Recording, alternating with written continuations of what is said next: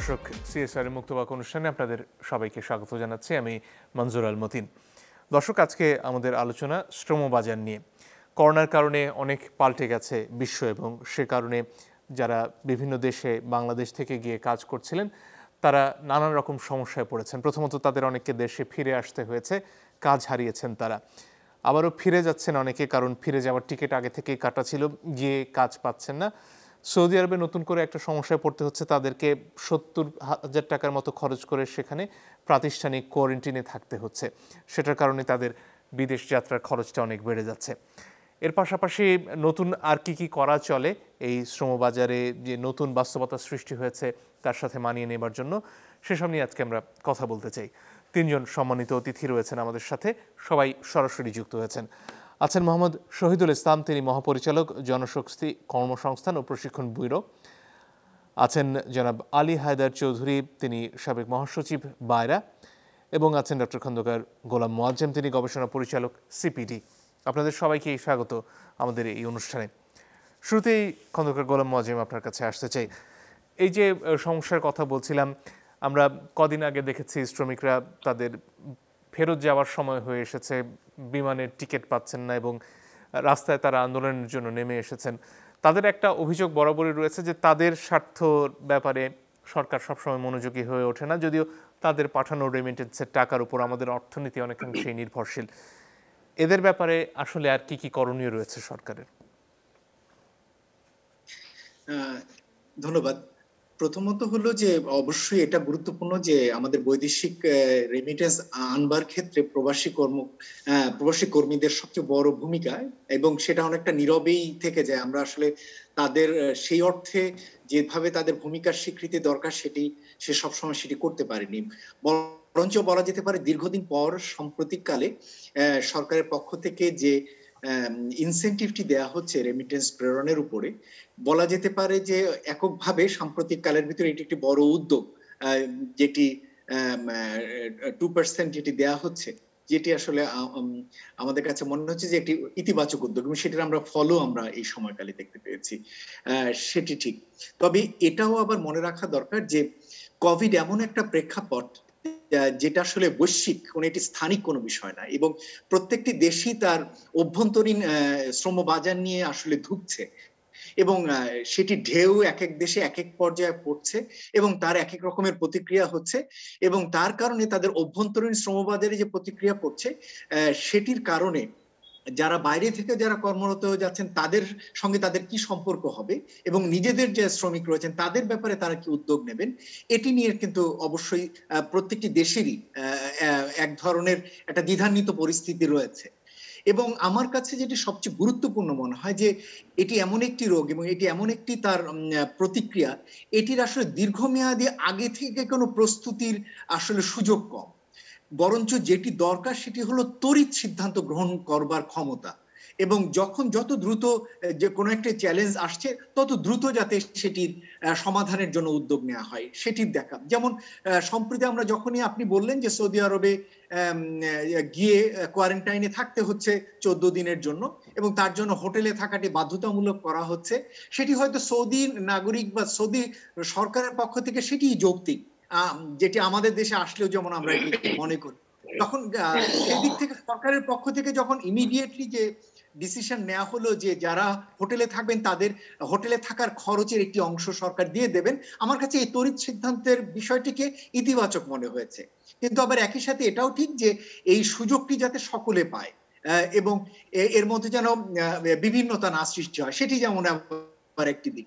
আবার একই সাথে এটাও কিন্তু দেখবার বিষয় রয়েছে যে এর মাঝখানে আবার এমন কিছু সময় গেছে যখন আবার কিছু হঠকারী সিদ্ধান্ত বা তড়িৎ সিদ্ধান্ত নেওয়া বা ভুল সিদ্ধান্তের জন্য কিন্তু যারা বিদেশে যাবার দরকার সময় মতো তাদের যাওয়া কিন্তু আটকে গেছে, বাধাগ্রস্ত হয়েছে, সেটিও কিন্তু আমরা দেখতে পেয়েছি। যেমন বাংলাদেশ বিমানকে চলার সুযোগ দেওয়া হয়নি বলে আবার সৌদি বিমানকে আবার না চলার জন্য আবার এক ধরনের ব্যবস্থা নেওয়া, একটা পাল্টা ব্যবস্থা নেওয়া, তার কারণে আবার আমাদের যাত্রীরা না যেতে পারা, এ ধরনের বিষয়গুলো কিন্তু এই সময়কালে ঘটেছে। ফলে প্রথমত আমার এখানে যেটি বলবার বিষয় সেটি হলো যে এটির জন্য আগাম খুব বড় প্রস্তুতির চেয়েও গুরুত্বপূর্ণ হবে হলো তড়িৎ সিদ্ধান্ত বা তড়িৎ প্রস্তুতি নেবার ক্ষমতা, এবং সেই সুবিধাগুলো বা কাঠামোগত বিষয়গুলো যাতে সকলের জন্য কাজে দেয় সেটি একদিকে নেওয়া। জি ডক্টর মোয়াজ্জেম, একটা প্রশ্ন ছিল আপনার কাছে। জি, সেটা হচ্ছে সাম্প্রতিক সময়ে রেমিটেন্সের প্রবাহ কিন্তু যথেষ্ট, এবং তার সাথে যে বাস্তবতার কথা আমরা শুনছি যে শ্রমিকরা কাজ হারাচ্ছেন এবং করোনার কারণে অনেক ক্ষেত্রেই তারা আগে যেমন উপার্জন করতেন তেমন করতে পারছেন না এবং কাজ হারিয়ে দেশেও ফিরে আসছেন অনেকে। তাহলে এই যে রেমিটেন্স একই সাথে আসছে, সেটার কি ব্যাখ্যা আমরা পাই? আপনি এটি একটি ভালো প্রশ্ন করেছেন। আমি আমার আগের প্রশ্নটির উত্তরের আরেকটু অংশ বাকি ছিল, সেটি শেষ করে আমি এই প্রশ্নটির উত্তরে যাচ্ছি। আমার আগের প্রশ্নটি আরেকটি অংশ ছিল যে সকলেই যে আবার ফেরত যেতে পারছেন তা কিন্তু না। যারা আসছেন তাদের ভিতরে একটা উল্লেখযোগ্য অংশ শ্রমিককে কিন্তু দেশেই থাকতে হচ্ছে, এবং এটাও কিন্তু স্বাভাবিক এই সময়কালের প্রেক্ষাপটে যে প্রত্যেকটি দেশের শ্রম বাজারে এক ধরনের অনিশ্চয়তা রয়েছে। ফলে কোনো বিনিয়োগকারী তার দেশে এখন শ্রমিক নিয়ে বসিয়ে রাখতে পারবেন না। ফলে যেটা হচ্ছে যে অনিশ্চিত সময়ের ভিতরে তাদের অনেকের যাওয়াটি আসলে অনিশ্চিত, যদিও প্রায় ৬৭% শ্রমিক বিভিন্ন সার্ভেতে বলা হচ্ছে তারা যেতে চান, কিন্তু অনেকেই কিন্তু দেশে থাকতে হচ্ছে। এই যে দেশে অবস্থানকালীন যারা আসছে তাদের রিইন্টিগ্রেশনটা একটি খুবই গুরুত্বপূর্ণ বিষয়। ফলে এই যে তারা দেশে এসে যাতে তারা কাজের সুযোগ পায়, অথবা সুযোগ যদি সীমিত থাকে তাহলে তাদের জন্য ব্যবসার ব্যবস্থা করা, এবং সেটির জন্য প্রবাসী কল্যাণ ব্যাংক রয়েছে, তার মাধ্যমে যে উদ্যোগগুলো নেওয়া সেটিকে সক্রিয় করা, এই বিষয়গুলো কিন্তু গুরুত্বপূর্ণ। ফলে যারা যেতে পারছেন সেটি ইতিবাচক, সেখানে গিয়ে তারা কাজ যাতে পান সেটির ব্যবস্থা নিশ্চিত করা। আবার যারা যেতে পারছেন না তাদের জন্য দেশে এক ধরনের নিরাপদ অবস্থান এবং সীমিত আকারে বিনিয়োগ কর্মসংস্থানের সুযোগ সৃষ্টি করাটিও গুরুত্বপূর্ণ। এটি হলো আমার আগের প্রশ্নটির উত্তর। দ্বিতীয় যে প্রশ্নটি আপনি করেছেন যে বিপুল পরিমাণ রেমিটেন্স আসছে প্রতি মাসে, সেটি কি আসলে পুরোটিকে আমরা ব্যাখ্যা করতে পারি যারা বাইরে অবস্থান করছেন তাদের টাকা দিয়েই কি পুরোটি হচ্ছে? এটি নিয়ে কিন্তু আমাদেরও কিছুটা সংশয় রয়েছে। সংশয়ের কারণ হলো যে একদিকে আমরা জানি যে তাদের সকলে কাজে নেই, আপনিও বলছেন যে তারা পূর্ণ বেতনে কাজ করছে না, যারা বাইরে ছিলেন তাদের উল্লেখযোগ্য অংশ যাদের জমা রেখেছিলেন সেগুলো তারা আসলে তুলে পাঠিয়েছেন। এর বাইরে যে ছোট মানে অন্যান্য গুরুত্বপূর্ণ বিষয়গুলো হয়ে থাকতে পারে, যেটা হলো যে অনেক সময় বিভিন্ন ধরনের লেনদেন হয়ে থাকে, যেগুলো ক্যাশ লেনদেন হয়ে থাকে, যে টাকাগুলো এখন বাইরে সেই ধরনের লেনদেন নাই বলে টাকা দেশে ফেরত আসছে, এবং যেহেতু ইনসেনটিভের একটা সুযোগ দেওয়া হচ্ছে সেই সুযোগটি নেওয়া হচ্ছে, এবং $৫,০০০ পর্যন্ত যেহেতু কোনো ডকুমেন্টেশনের প্রয়োজন পড়ছে না, ফলে সেই সুযোগগুলো অনেকে নিচ্ছেন। এর বাইরে আবার অন্য যে ব্যাখ্যাটি বলা হয়ে থাকে যে বাইরে যে সমস্ত অর্থ যাচ্ছে হুন্ডির মাধ্যমে বা বিভিন্ন মাধ্যমে, সেই টাকাগুলো আবার দেশে মানে ইলিগাল টাকা লিগ্যাল হয়ে যাচ্ছে কিনা সেই প্রশ্নটিও এখানে কিন্তু অনেকে তুলছেন। সেদিক থেকে আমার কাছে যেটি গুরুত্বপূর্ণ মনে হয় যে এই জায়গাটিতে আমরা যতদূর জানতে পেরেছি বিদেশ থেকে রেমিটেন্স পাঠানোর ক্ষেত্রে ওখানকার ব্যাংকগুলোর কাছে যেভাবে ডকুমেন্টগুলো সাবমিশন বা দেখার কথা সেটি অনেক ক্ষেত্রে রিল্যাক্সলি সেই জিনিসগুলো ওখানে হচ্ছে। ফলে অনেক ক্ষেত্রেই এই রিল্যাক্স পজিশনের সুযোগ নিয়েও অনেকে আবার সহজভাবেই আসলে তাদের ওখানকার টাকা দেশে পাঠানোর সুযোগ নিচ্ছেন।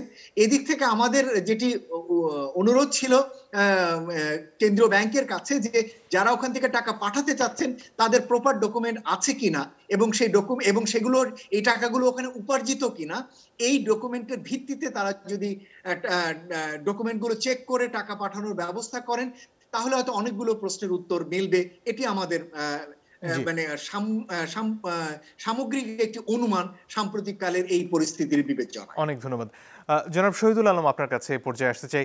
করোনা পরিস্থিতি মোকাবেলায় যখন শ্রমিকরা দেশে ফিরে আসছেন তাদের সাহায্য করার জন্য সরকারের তরফ থেকে ঋণ দেওয়ার কিছু উদ্যোগ ছিল। যে টাকা বরাদ্দ হয়েছিল তার ৫% মতো, যতদূর আমার মনে পড়ে, বিতরণ করা সম্ভব হয়েছে। এটার খবর অনেকে জানেন এবং অনেকে আগ্রহী হননি, এবং আগ্রহী না হওয়ার পেছনে এটা অনেকে ব্যাখ্যা দাঁড় করাচ্ছেন যে যারা এই শ্রমিকরা চাকরি করে অভ্যস্ত ছিলেন বিদেশে, তারা আসলে ঋণ নিয়ে কি করবেন বা ব্যবসা তারা কিভাবে করতে পারেন সে সম্পর্কে তারা কোনো ধরনের ধারণা রাখেন না। এই ক্ষেত্রে আসলে আপনারা কি ভাবছেন, কিভাবে এই যারা ফিরে এসেছেন বিদেশ যেতে পারছেন না তাদের জন্য আপনারা কি করতে পারেন?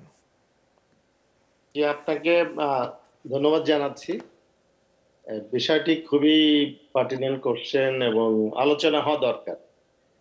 মাননীয় প্রধানমন্ত্রী জননেত্রী শেখ হাসিনা 500 কোটি টাকার একটি ফান্ড প্রবাসী কল্যাণ ব্যাংকে দিয়েছিলেন এবং ওয়েজ আর্নার্স কল্যাণ বোর্ডের পক্ষ থেকে 200 কোটি টাকা, 700 কোটি টাকা দিয়ে রিইন্টিগ্রেশনের একটা তহবিল গঠিত হয়েছিল। ইতোমধ্যে আপনারা জেনে খুশি হবেন প্রায় 250 কোটি টাকা আমরা প্রবাসী কল্যাণ ব্যাংক থেকে বিতরণ হয়েছে। আপনি খুবই সঠিকভাবে বলেছেন যে বিদেশ থেকে আসার পরে কি কাজ সে করবে, কোনো কাজে অংশ নিলে তার সুফল পাওয়ার জন্য যথেষ্ট সময় না থাকতে পারে, যে সময় যদি কম থাকে তিনি একটি প্রজেক্ট চালু করলেন কিন্তু তার ফল হওয়ার আগে আবার তিনি বিদেশে পাড়ি দিবেন, এর জন্য তিনি একটু কনফিউশনেও থাকতে পারেন। তো এখন সেটি অনেকটা কেটেছে এবং যাদের প্রকৃতপক্ষেই টাকাটি দরকার তারা ইতিমধ্যে বড় ধরনের বিতরণ হয়েছে। 250 কোটি টাকা ইতিমধ্যে চলে গেছে। আমরা চেয়েছি টাকাটা নিয়ে যেন আমাদের দেশের যে সাধারণ প্রবণতা ঋণের টাকা নিয়ে প্রথমেই অনেক টাকা খরচ করে ফেলা, সেটি যেন না করে সে যেন প্রকৃতপক্ষে একটা কোনো উৎপাদনশীল কাজে সে ব্যয় করতে পারে। তার নিজেরও হয়তো আয় ছিল, সেটি সে ভবিষ্যৎ চিন্তা না করে পরিবার পরিজন অনেকেই খরচ করে ফেলেছে। এই ঋণের টাকাটি যেন খরচ না হয়ে যায় শুধু বা সাধারণ কাজে, এই কারণে আমরা একটা বলেছি কোন একটি কর্মসূচি আপনি দাঁড় করান যেটা দিয়ে আপনি অধিক আয় করতে পারবেন এবং আপনার পরিবার সাস্টেনেবল ইকোনমির উপরে দাঁড়াতে পারে। সুতরাং এই প্রবাসী কল্যাণ ব্যাংকের এই ঋণের ধারাটি যথেষ্ট ইতিবাচক এবং এটা মাত্র 4% সুদে এটা এই আপনারা ঋণটি কিভাবে পাচ্ছে। নিশ্চিত করতে পেরেছেন যে তারা এটা খরচ করে ফেলছেন? আপনারা কি ব্যবস্থা নিয়েছেন? জি, আমরা আবার বলেন প্রশ্নটি কাইন্ডলি। মানে তারা যাতে এই টাকাটা, ঋণের টাকাটা খরচ না করে ফেলেন সেটার জন্য আপনারা কি ধরনের ব্যবস্থা নিয়েছেন? কিভাবে তাদেরকে আটকে রাখছেন এটা খরচ করা থেকে? আমরা ব্যবস্থা নিয়েছি যে সে যখন লোন দিবে, যেহেতু কোনো মর্টগেজ দিতে হচ্ছে না, সে হচ্ছে বিনা মর্টগেজে টাকাটি পাবেন। এই জন্য তাকে একটা কি করবে কাজটি, টাকাটি তিনি কি কাজে লাগাবেন এর একটা মোটামুটি একটা প্ল্যান তিনি যেন দাঁড় করেন। সেটা ম্যানেজারকে দিলে তিনি একটু পরীক্ষা করবেন, যে তার অভিজ্ঞ, একটু পরীক্ষা করে তাকে টাকাটা দিয়ে দেওয়া হবে এবং খুব স্বল্প সময়। এবং আরেকটা বিষয় হচ্ছে, এতদিন যে ছিল জমি বিক্রি করে বিদেশে যাবার আগে টাকাটি ব্যয় করতে হয়, আমরা একটা প্রবাসী কল্যাণ ব্যাংক থেকে লোনের ব্যবস্থা করেছি। 3 দিনের মধ্যে আমরা এটা দিতে পারি। যার যাওয়াটি কনফার্ম হয়েছে তিনি যদি ব্যাংক থেকে ঋণ নিতে চান তাহলে তিনি কিন্তু ঋণ নিতে পারবেন। যাবার আগে তিনি সহজ শর্তে ঋণ পাবেন এবং ফিরে এসে যদি দেশে কিছু করতে চান তাহলেও তিনি টাকার এই সুযোগটি পাচ্ছেন। আর আরেকটি কথা বলা দরকার, যে এই আমি অনেকদিন পরে খন্দকার মজিম মহোদয়ের যে কথাগুলো শুনলাম, আমার কথাগুলো সহজ হয়ে গেছে। তিনি সরকারের যে দ্রুত সাড়া দিতে পারার সক্ষমতা, প্রবাসী কল্যাণ এবং বৈদেশিক কর্মসংস্থান মন্ত্রণালয় থেকে যে কোয়ারেন্টাইনের জন্য ভর্তুকি দেওয়ার একটি ব্যবস্থা এবং টিকা যাতে তারা সহজে পায়, অগ্রাধিকার পায়, তার জন্য মন্ত্রণালয়ের যে উদ্যোগ, এই যে এক এক মন্ত্রণালয় হয়ে ভাইয়ের মতো করে তাদের পাশে দাঁড়াবো, যারা বিদেশে আসে তাদের দুঃখ কষ্ট বুঝতে পারা, এটা বর্তমান মন্ত্রণালয়ের প্রশাসনের একটি উল্লেখযোগ্য পরিবর্তিত দিক, ভালো দিক। এই ধারা যদি অব্যাহত থাকে এবং কর্মীরাও যদি সাড়া দেন, তারা যদি সুযোগ সুবিধা গ্রহণের ক্ষেত্রে নিজেদেরকে সচেতন করেন, মিডিয়া যদি পক্ষে থাকে, তাহলে আমার ধারণা কোনো কষ্টই দীর্ঘস্থায়ী হবে না এবং আমরা পরিস্থিতি সামাল দিতে সক্ষম হব। শ্রমিকরা আরেকটা সমস্যায় পড়ছেন, সেটা হচ্ছে তারা বিদেশ যখন যেতে চাইছেন তখন তাদের সেই টিকিট পাওয়া না পাওয়া, ফ্লাইট চলবে কি চলবে না, বিমান যেমন ফ্লাইট বন্ধ রেখেছে কিছু কিছু জায়গায়, সেক্ষেত্রে কি আপনারা কোনো বিশেষ ফ্লাইট বা অন্য কোনো ধরনের উদ্যোগ নিতে পারছেন শ্রমিকদের জন্য? এটা খুব গুরুত্বপূর্ণ ইস্যু, আপনি জেনে খুশি হবেন এবং যারা শুনছেন তারা জেনে খুশি হবেন। বর্তমান বাংলাদেশ থেকে যতগুলো এয়ারলাইন্স বাইরে ফ্লাইট অপারেশন করছে, শ্রদ্ধেয় সচিব ডক্টর আহমেদ মনিরুস্তালিন সাহেব এবং একটি সকল এয়ারলাইনারের কান্ট্রি ম্যানেজারদের সাথে আমরা সভা করেছি। সেই সভায় আমরা তাদের কাছে অনুরোধ করেছি যাতে টিকিটের দামটা রিজনেবল পর্যায়ে থাকে। দ্বিতীয়ত হচ্ছে, সৌদি আরবে যে হোটেল বুকিং এর একটা ব্যাপার ছিল, আমরা বলেছি যখন টিকিট আপনি ইস্যু করবেন সাথে হোটেল বুকিংটাও একই সাথে আপনাকে এনশিওর করতে হবে, অন্যথায় আমার কর্মীর পক্ষে এই আন্তর্জাতিক মানের হোটেল বুক করাটি একটি কঠিন কাজ।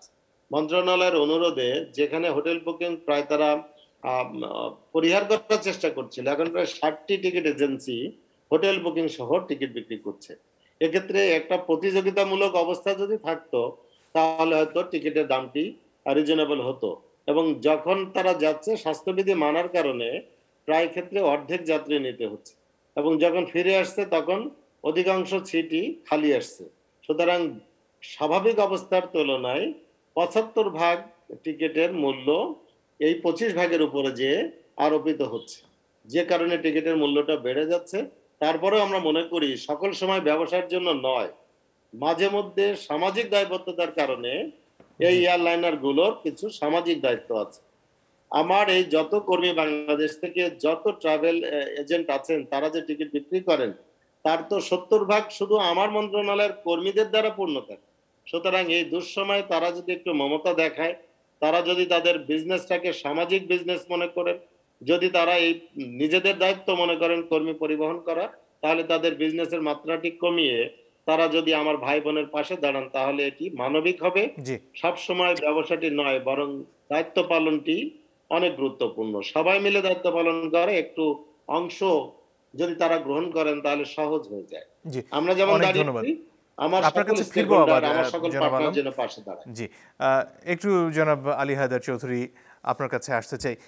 যে পরিস্থিতিতে আমরা এখন রয়েছে সেখানে এমন অনেক শ্রমিক রয়েছেন যারা আগে থেকে টিকিট কেটে রেখেছেন, ফেরত যাওয়ার রিটার্ন টিকিট নিয়ে এসেছিলেন, তারা এখন অনেকে ফেরত যাচ্ছেন, কিন্তু যেহেতু অনেক পরে যাচ্ছেন তাদের আগের কাজটি এখন আর নেই, ফলে তারা ফিরে গিয়ে দেখছেন যে কাজের সংখ্যা খুব কম, একটি কাজের জন্য হয়তো জনাবিশেক মানুষ কাজটা চাইছেন এবং এক ধরনের কঠোর প্রতিযোগিতার মধ্যে তারা পড়ে যাচ্ছেন। এই ক্ষেত্রে আপনারা যারা শ্রমিকদের পাঠাচ্ছেন তারা কি কোনো ধরনের দর কষাকষি করতে পারছেন যারা সেখানে এই শ্রমিকদেরকে কাজে নেবার জন্য রয়েছেন বিদেশে? আহ, ধন্যবাদ। আহ, এই বিষয়টি আপনি গুরুত্বপূর্ণ বিষয় উত্থাপন করেছেন। এখানে আমি একটা প্রশ্ন আপনার জ্ঞাতার্থে বলি। যারা যেসব শ্রমিক বেশ ৭-৮ বছর ধরে ওখানে থাকেন এবং ছুটিতে এসছেন, সুতরাং তারা পার্টিকুলার এমপ্লয়ারের ইয়েটা আন্ডারে তারা কাজ নিয়ে থাকেন। সেক্ষেত্রে আমাদের তারা দেশে এসে কিন্তু আমাদের সাথে আর যোগাযোগ করে না, তারা তাদের অনুভূতিতে তারা দে আর মুভিং। বাট আমরা দায়বদ্ধতা থাকি যখন আমরা নতুন কোনো প্রজেক্টের এগেনস্টে কোনো রিক্রুটমেন্ট আমাদের হয়ে থাকে, সেটা আমরা ফলো আপ করি যে সেই তাদের রিকোয়ারমেন্ট গুলো আছে কিনা, কিংবা রিকোয়ারমেন্ট না থাকলে আমরা পাঠাতে পারি না, আমাদের মন্ত্রণালয় আমাদেরকে পারমিশন দেবে না। আমাদের ডিজি সাহেব এখানে বসে আছেন, উনিও যাচাই বাছাই করে আমাদের আমাদের এই যে যেটা আমাদের কার্ড, স্মার্ট কার্ড ইস্যু করে পারমিশনের, সেটা ইস্যু করবেন না।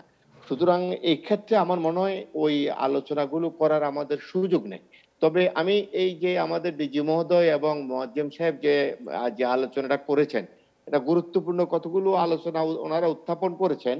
সেটা হচ্ছে যে বর্তমান প্রেক্ষাপটটা কি দাঁড়ালো।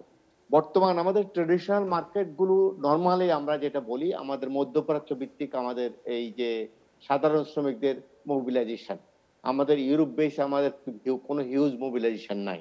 সে মধ্যপ্রাচ্য ভিত্তিক যে মোবিলাইজেশনটা, সেখানে দুবাই আপাতত বন্ধ, অলমোস্ট কান্ট্রি বন্ধ, শুধু একমাত্র সৌদি আরব আমাদের জন্য দরজা খোলা রেখেছে, সেখানে আমাদের কর্মী যেতে পারে। সেক্ষেত্রে আমাদের যে এই প্যান্ডামিক সিচুয়েশনের যে প্রবলেম গুলো হয়েছে, ডিজি মহোদয় একটু আগে বলেছেন যে যথার্থ বলেছেন, আমাদের সরকার অত্যন্ত সংবেদনশীল এবং আমাদের এই যে কোভিড-19 যে ভ্যাকসিন, যেটা আমরা দাবি জানিয়েছিলাম এবং ওনারা এটা গুরুত্ব সহকারে নিয়েছেন, এবং মাননীয় প্রধানমন্ত্রী অত্যন্ত সদয় হয়ে এই প্রবাসী কর্মীদেরকে একটা ফ্রন্ট লাইনার হিসাবে ডিক্লেয়ার করেছেন। বাট এখন আমরা যে প্রবলেমটা পড়েছি, আমাদের দেশে যে দুইটা ভ্যাকসিন আসছে, সেটা হলো ফাইজার এবং চায়না ভ্যাকসিন। সৌদি আরব চায়না ভ্যাকসিনটাকে অ্যালাউ করছে না। সৌদি আরবের স্পষ্ট কথা, জনসন এন্ড জনসন, ফাইজার, এই দুইটা হচ্ছে তাদের প্রায়োরিটি। জনসন এন্ড জনসন যদি একটা ডোজ দেন, তাহলে একটা শ্রমিকের ফুল অ্যান্টি নিয়ে উইদাউট এনি কোয়ারেন্টাইন কস্টে তারা যেতে পারে। এখানে আমাদের কথা ছিল যদি সরকার এটা কিনে নিয়ে আসে, এবং এটা আমাদের শ্রমিকেরা, আমাদের কর্মী যারা বাইরে যাবে, তারা যদি সেটা ২,০০০ টাকা দিয়ে কিনে, মানে ভ্যাকসিনটা দেয়, ৩,০০০ টাকা দিয়ে তারা যদি ভ্যাকসিনটা দেয়, তাহলে কিন্তু তাদের ৭০,০০০ টাকা সেভ হয়ে যায়। কথাটা একদম আপনারা এটাকে আমি ডিজি মহোদয়ের মনোযোগ আকর্ষণ করছি এবং আমাদের সরকারের মনোযোগ আকর্ষণ করছি। চায়না ভ্যাকসিন দিলে আমাদের শ্রমিকেরা কিন্তু পরিত্রাণ পাবে না, সৌদি আরবে অ্যান্টি নেওয়ার ক্ষেত্রে এই সুযোগটা পাবে না। আর যদি ফাইজার নেয়, ডেফিনেটলি ২ ডোজ তাদেরকে নিতে হবে। 2 ডোজ 21 দিন পর 2 ডোজ নিয়ে সেটা তাদের যদি এখন ফাইজারের ডোজ কিন্তু আমাদের এখন ডাক্তার কিংবা ফ্রন্ট লাইনার আমাদের ওই ক্ষেত্রে হচ্ছে শ্রমিকেরা বিদেশগামী কর্মীরা কতটুকু পাবে আমি জানি না, সে প্রক্রিয়া কি অবস্থায় আছে। আরেকটা জিনিস যেটা হচ্ছে কি দেখেন এই এই এখানে কিন্তু ফেডারেল আরেকটা সিটি হিসেবে আলোচনা রয়েছে আমাদের জনাব টার্গেটটা চৌধুরী। কি ছিল? এই প্রশ্নটা হচ্ছে পঞ্চবার্ষিকী পরিকল্পনায়, অষ্টম পঞ্চবার্ষিকী পরিকল্পনায় আমাদের সেই প্রসঙ্গে বৈদেশিক যাবার আগে জনাব কর্মসংস্থানের চৌধুরী একটা ক্ষেত্রে জিনিস আপনার আমাদের কাছে জানতে চাই, সেটা হচ্ছে এইখানে যেহেতু এটা সৌদি সরকারের একটা প্রয়োজনীয়তা যে তারা যেখানে শ্রমিক যাচ্ছেন তারা কোয়ারেন্টাইন করছেন, সেক্ষেত্রে যারা নিচ্ছেন তাদেরকে কি এইভাবে চাপ দেওয়া যায় না যে যেহেতু এটা আপনাদের দেশের একটা শর্ত আপনারা এটার খরচটা বহন করুন? এগুলো নিয়ে সরকারি পর্যায়েও যথেষ্ট আলোচনা করেছে। আমাদের পররাষ্ট্র মন্ত্রণালয় এই বিষয়ে কূটনৈতিক ওনারা প্রচেষ্টা অব্যাহত রেখেছেন এবং কাজও করছেন। আমাদের প্রবাসী কল্যাণ মন্ত্রণালয়ের সচিব মহোদয়, মন্ত্রী মহোদয় এবং ডিজি মহোদয় ওনারা বেশ কয়েকদিন ধরে এই বিষয়গুলো গুরুত্ব সহকারে দিচ্ছেন। কিন্তু আমার মনে হয় যেহেতু তাদের একটা সিস্টেম, সৌদি আরবে একটা জিনিস কি, তারা যখন একটা ডিসিশন নেয় এটা কিন্তু নড়াতে কষ্ট হয়। যেমন এই কিন্তু সরকার যদি আমাদের সিদ্ধান্ত নাও নেয়, যারা আমাদের যারা এখানে শ্রমিকদের নিচ্ছেন যে প্রতিষ্ঠানগুলো, তারা তো এটার খরচ দিতে পারে।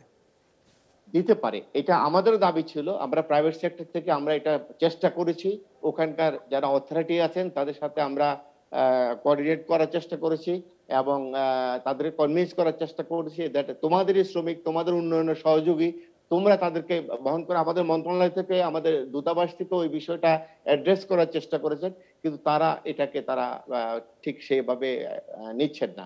এবং আরেকটা যেটা সহজ পদ্ধতি দেখেন, সবচেয়ে বড় জিনিস আমাদের ডিজি সাহেব বলেছেন আমাদের এয়ারলাইন্স হচ্ছে আমাদের ন্যাশনাল ক্যারিয়ার বাংলাদেশ বিমান।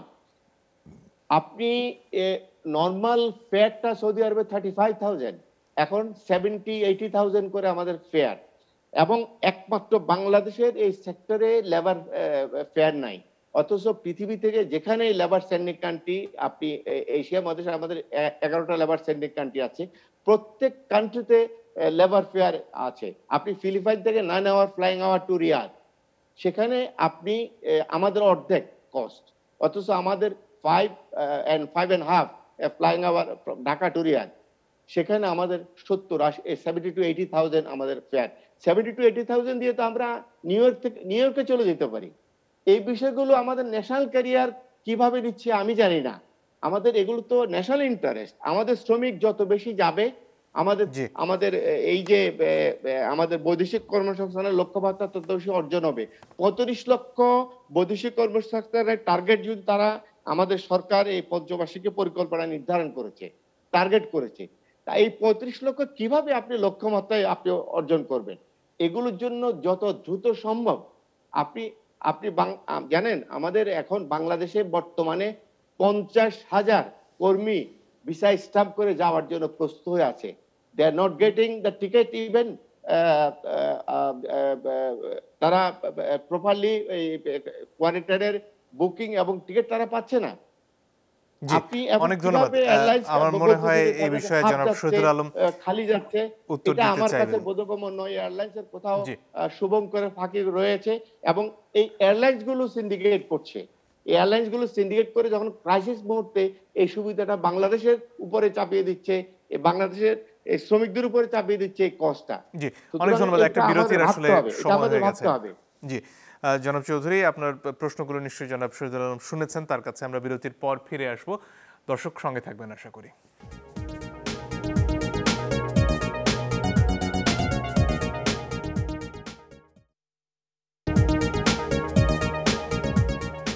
দর্শক, আপনারা দেখছেন সিএসআর মুক্তবাক।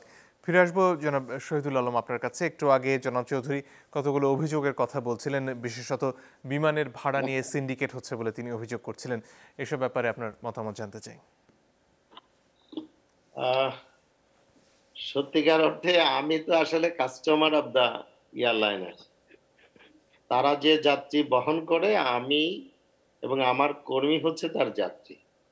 সুতরাং এই যে কথাটি আমাদের বীর মুক্তিযোদ্ধা আলী হায়দার চৌধুরী সাহেব বলেছেন, এটা নিশ্চয়ই বিমান এবং পর্যটন মন্ত্রণালয়ের সিভিল এভিয়েশনের অথরিটি যারা আছেন তারা বিষয়টি হয়তো শুনছেন এবং তারা বিবেচনা করবেন। আমরা যেটা বলতে পারি এই ব্যথায় আমরা সমব্যথী। এ কারণে মাননীয় মন্ত্রিপরিষদ সচিব মহোদয়ের উপস্থিতিতে সভাপতিত্বে আন্তঃমন্ত্রণালয় একটি সভা হয়। সে সভায় আমাদের সচিব ডক্টর আহমেদ মনিরুস-সালিহিন মহোদয় তিনি এই প্রশ্নটা তুলেছিলেন যে বিমান ভাড়াটা কি করে সহনীয় পর্যায়ে করা যায়। সেক্ষেত্রে সংশ্লিষ্ট বিমানের কর্মকর্তাগণ উপস্থিত ছিলেন। তো আমাদের দিক থেকে কর্মীর পক্ষে যত যত পর্যায়ে আছে এটা আমরা তুলে ধরার চেষ্টা করছি। বিবেচনা করার দায়িত্বটা আমাদের নয়, অন্য কারো। আমরা আসলে কিন্তু ধরুন বেসরকারি বিমান যেগুলো রয়েছে সেগুলোর কথা বাদ দিলাম, বাংলাদেশ বিমান তো এক্ষেত্রে উদ্যোগ নিতেই পারে, যেহেতু সেটা সরকারি মালিকানাধীন একটি প্রতিষ্ঠান। এটা আমাদের ন্যাশনাল ইন্টারেস্ট। না, আমি বলি এটা সরকারি, ওটা একটা কোম্পানি।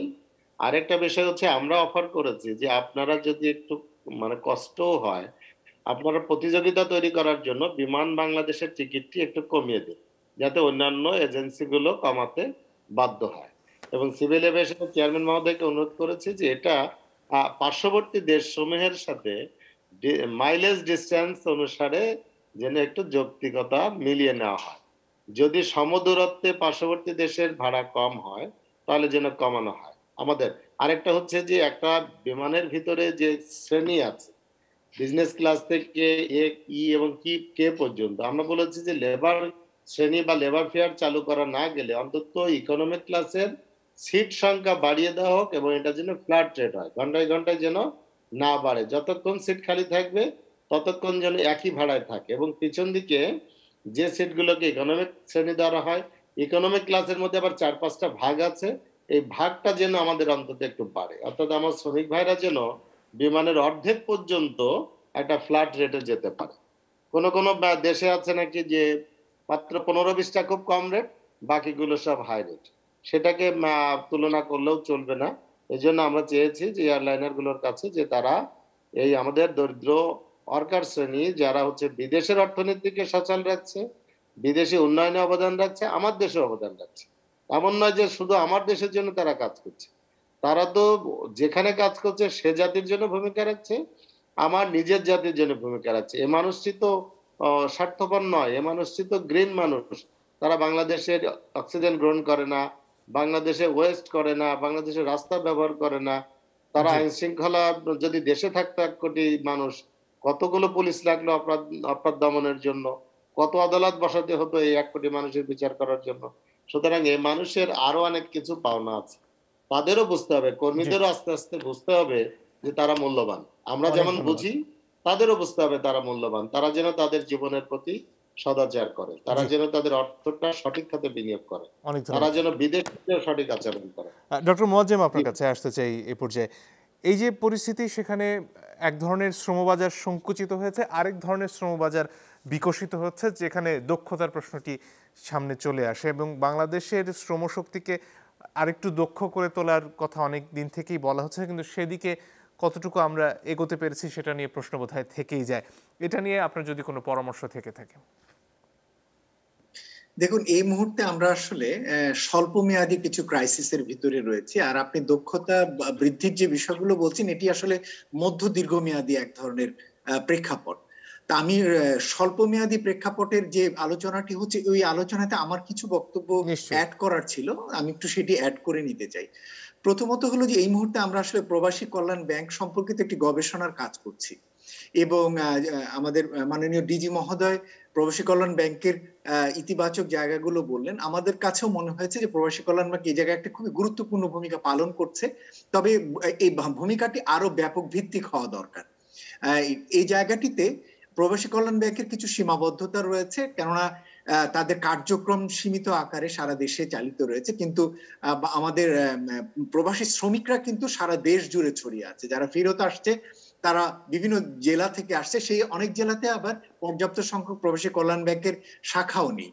তো সেই জায়গাগুলোতে সেখানকার যারা রয়েছে তাদেরকে নিয়ে আসা, অ্যাড্রেস করা। যেমন আমরা গবেষণায় দেখছি যে কক্সবাজার এবং চট্টগ্রাম থেকে সবচেয়ে বেশি সংখ্যক, একটা উল্লেখযোগ্য সংখ্যক শ্রমিক বাইরে যাচ্ছে, কিন্তু শাখার দিক থেকে সেখানে পিকেবির শাখা কম, প্রবাসী কল্যাণ ব্যাংকের শাখা কম। তো সেইটির ক্ষেত্রে এক ধরনের তথ্য পাওয়া এবং ঋণ পাওয়ার এক ধরনের সমস্যা সেই জায়গাটিতে রয়েছে, ফলে সেটিকে নজরে নেওয়া। দ্বিতীয়ত হলো এই ধরনের শ্রমিকরা কিছুটা শিক্ষিত হলেও তাদের পক্ষে আসলে ব্যাংকের জন্য যে সমস্ত ডকুমেন্ট দরকার সেগুলো পূর্ণভাবে তৈরির অভিজ্ঞতা বা সক্ষমতা অধিকাংশ ক্ষেত্রে থাকে না, এবং ব্যাংকের অফিসারদেরও আসলে সময় নেই এগুলো তৈরি করে দেওয়ার। সেক্ষেত্রে মিডিয়েটর হিসেবে স্থানীয় পর্যায়ে এনজিও যারা রয়েছে, যারা প্রবাসীদেরকে নিয়ে কাজ করে, তাদেরকে ব্যবহার করা যায় কিনা, এটি আমরা বিশেষভাবে অনুরোধ করতে চাই। প্রবাসী কল্যাণ ব্যাংকের এই কার্যক্রমের সঙ্গে সহযোগী হিসেবে স্থানীয় পর্যায়ে এনজিও যারা রয়েছেন তাদেরকে দিয়ে এই সমস্ত ডকুমেন্টগুলো তৈরি করা, এমনকি যে ট্রেনিং গুলোর কথা দরকার বলা হচ্ছে স্থানীয় পর্যায়ে ট্রেনিং এর ব্যবস্থা করা, এগুলো কিন্তু এনজিও গুলো করে দিতে পারে যদি তাদের জন্য কমিশনের ব্যবস্থা করা হয়। সুতরাং তাদেরকে কিভাবে এখানে অন্তর্ভুক্ত করা যায় এটিও চিন্তা করা যেতে পারে। আর এই পর্যায়ে আরেকটি জিনিস যেটি বলতে পারি সেটি হলো যে অনেক ক্ষেত্রে প্রবাসীরা জানেন না যে প্রবাসী কল্যাণ ব্যাংক থেকে এরকম ঋণ পাওয়া যায়, ফলে এই তথ্য উপাত্তগুলো আরেকটু ছড়ানো দরকার রয়েছে এবং সেটি কয়েকভাবে করা যেতে পারে। যেমন টিভিতে বিজ্ঞাপনের ট্রেলারের মাধ্যমে করা যেতে পারে। যারা প্রবাসীরা ফিরে আসছেন তাদের মোবাইল নম্বরে যদি একটি মেসেজ যায়, সেই মেসেজ দেবার মাধ্যমেও তাদের কাছে এই তথ্য উপাত্তগুলো দেওয়া যেতে পারে। সুতরাং এই জায়গাটিকে আমি মাননীয় ডিজি মহোদয়ের মাধ্যমে প্রবাসী কল্যাণ ব্যাংকের কার্যক্রমকে আরেকটু ব্যাপক ভিত্তিক করা, আরেকটু সচেতনতা বৃদ্ধির জন্য এবং আরেকটু কার্যকরী করবার সুযোগ রয়েছে বলে আমি মনে করি। দ্বিতীয় যে জায়গাটি আমি বলতে চাই সেটি হলো বিমানের ক্ষেত্রে।